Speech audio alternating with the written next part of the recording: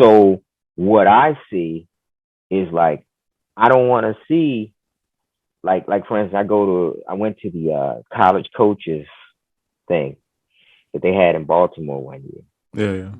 And I'm like, these guys don't look like they can relate to these players, you know? Um, that whole play the way you face and it's just a bunch of stuff that's being taught. And what I find is that with a lot of our kids, they get tagged as having an attitude when you just can't relate to them. Mm-hmm. Conversely, if someone you can relate to has that same mentality, they're fiery, they're dope, Yeah, they're gritty, yeah, whatever, yeah, right? yeah, yeah.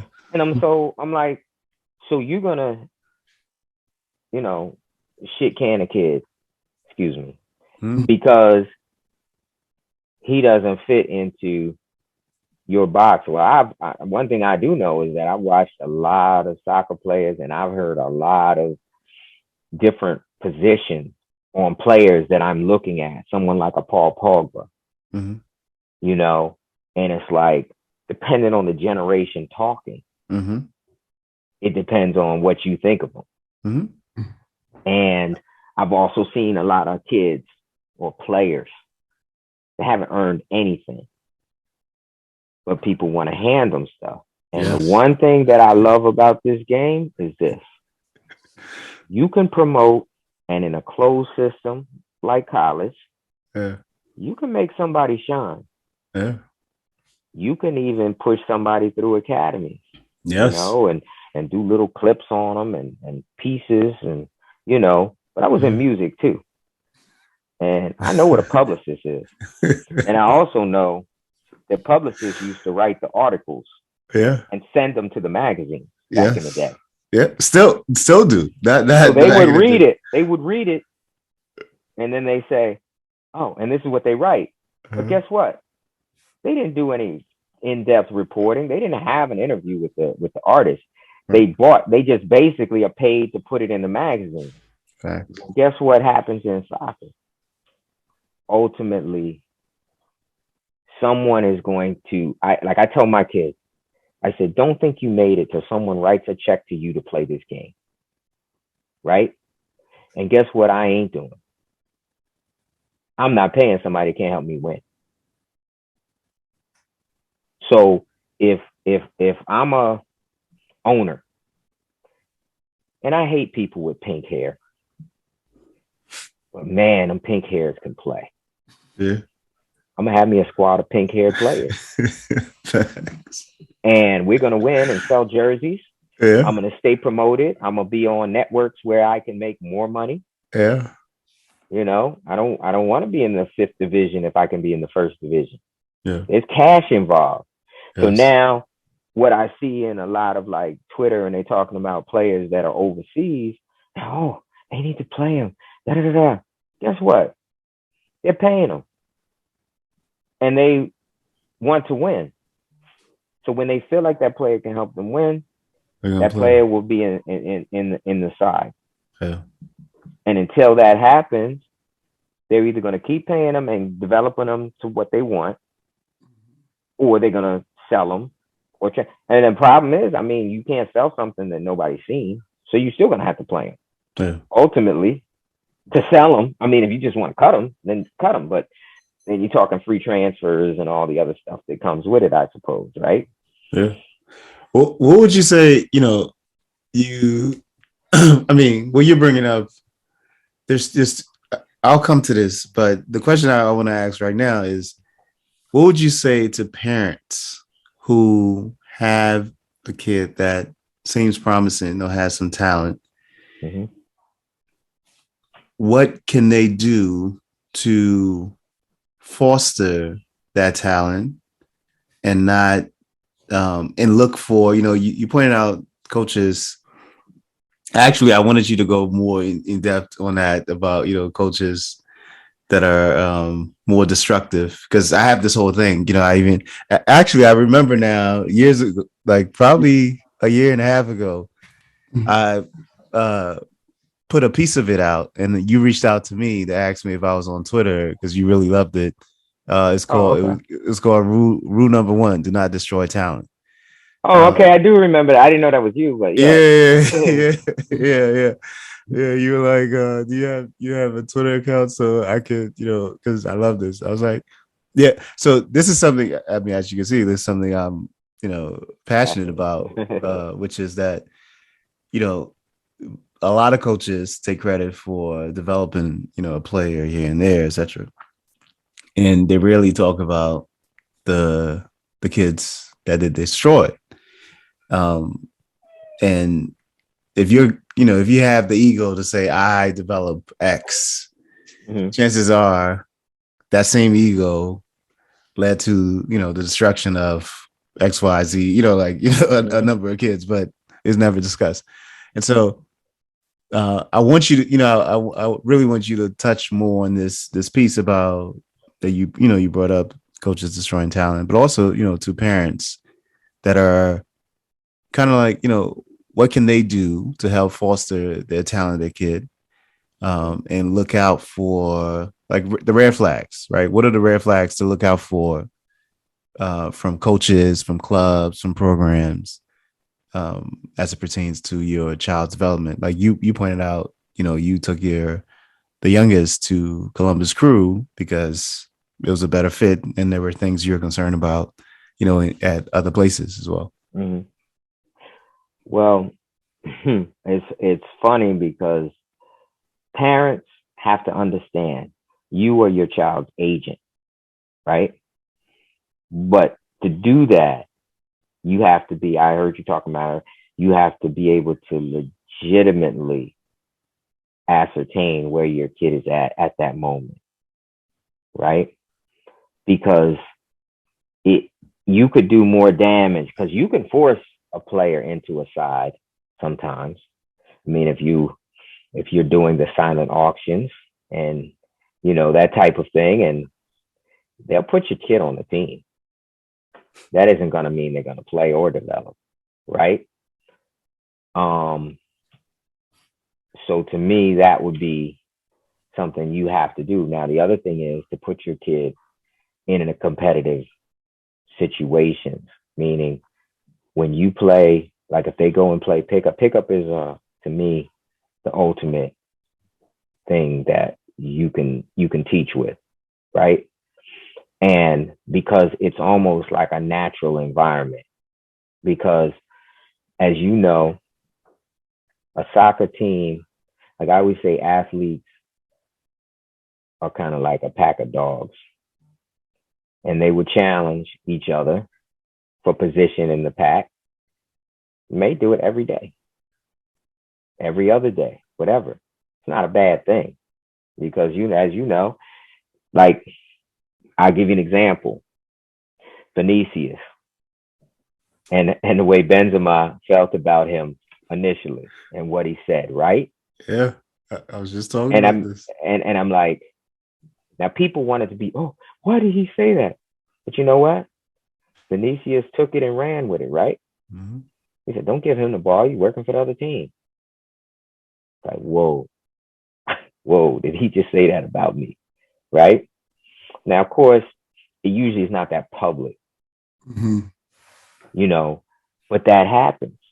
Like dudes come down on other dudes, especially when it, and that's how you get better. Now, you may decide that that's not an environment for you. There's a level for everybody where they can enjoy the game.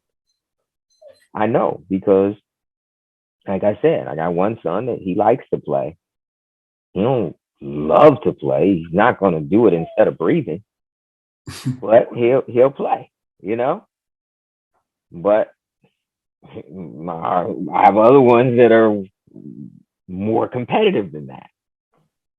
Where they tie a game and it takes a minute to dial it down, right?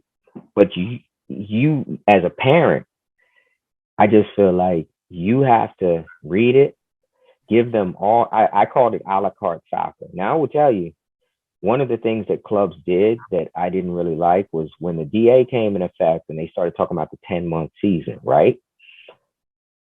Clubs were like, man, we're losing to the DA. But you weren't really because It, I mean, for the number of kids you're losing, it's really minimal, right? But if you are in that environment, now all of a sudden the club's like, oh, we do futsal. No, you don't. I've seen you. You guys can't play. Your league is garbage.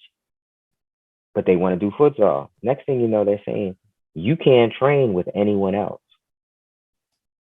How you gonna tell me? And I will tell you that for all of us, we were like, nah, we're gonna do this. If we gotta leave, we'll leave.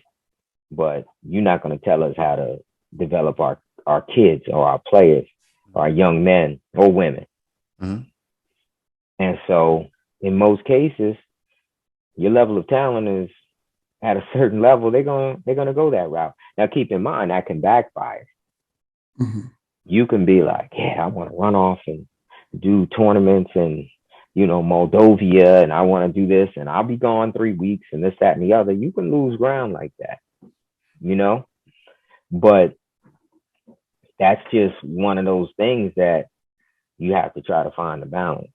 So if it happens, then you find another situation, another opportunity, and ultimately the kid's going to tell you when they're ready to either hang it up or this is a bit too much. Like my kids that told me, yeah, I don't want to travel that far. Somebody's like, oh, there's this futsal thing in Richmond. It's 90 minutes. I can't do this every Sunday. Mm.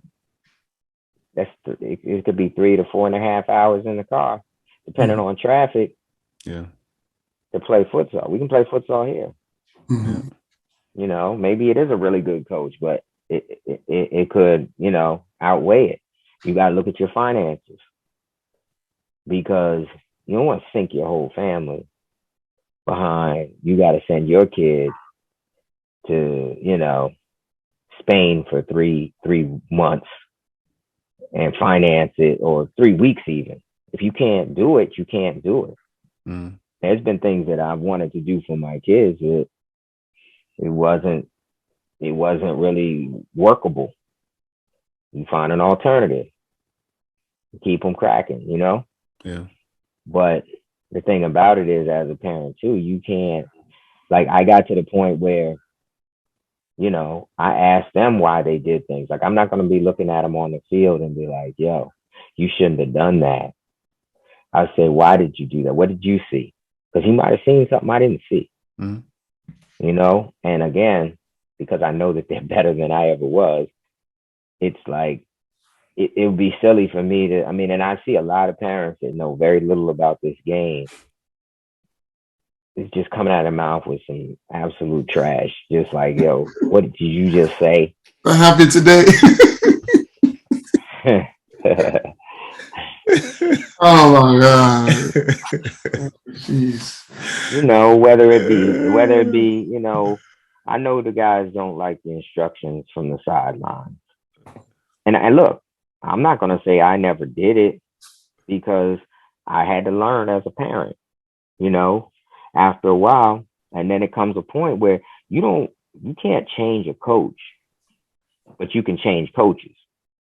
You see what I'm saying? Mm. So, like, they may change for a second to try to get you not to leave or whatever. But if that's their inclination, if that's their nature, they can't change their nature. Yeah. And if that is going to damage your child as a person, then it offsets anything you think that you can gain by playing for that coach. Yeah. Yeah. No, that's really good.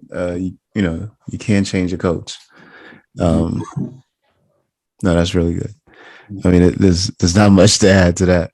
What would you say has been the most memorable moment for you as a parent? Really, you have 3 boys that play. Mm-hmm. What has been the most memorable moment for you as a parent? The funny thing is, it's when they were little. It's just like, and I tell parents, I said, look, this thing gets complicated. It turns into a business. Although I will say, today I really enjoyed it. I like the fact that they created an environment that creates pressure. Because if you're trying to see if a kid can be a pro or play at the highest level, it's very hard to play a bunch of just patched together games. Like you play a game every week and there's no whatever. So they said, hey, you win your group, you're automatically in the playoffs, shootouts, the whole nine. And today, my oldest boy came home from college, and we went straight up there. And my middle son, he's his younger brother's biggest fan, and we all sat up there, and they ended up in a shootout, and he scored he hasn't he shot a PK in the APC Cup when he was 10. Mm-hmm. Never had to shoot another PK shootout. Like it never got to him. But he pushed his way to the front of the line, and I think he was like number 6. And it came down to number 6. And I don't know how we even kept our eyes open. And he had to walk that green mile. You know that green mile you gotta walk. That's a long walk. It's a long. It was really long for us. I was like, "Geez, man!" And he put the ball down, and you're like, oh, gosh, and you're like, please don't. But you're like, and my boy was next to me, and he said he could be the hero right now. Yeah. And I was like, because his son had missed one in the GA Cup. Okay. He came back to really ball, but sometimes you miss, right? Yeah.